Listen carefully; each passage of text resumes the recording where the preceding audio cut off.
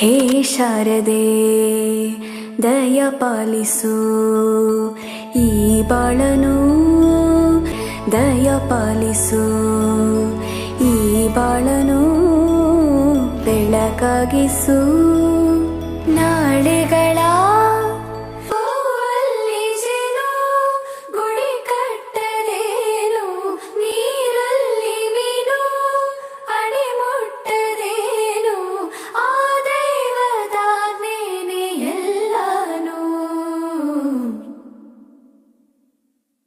ಹೇ ಶಾರದೆ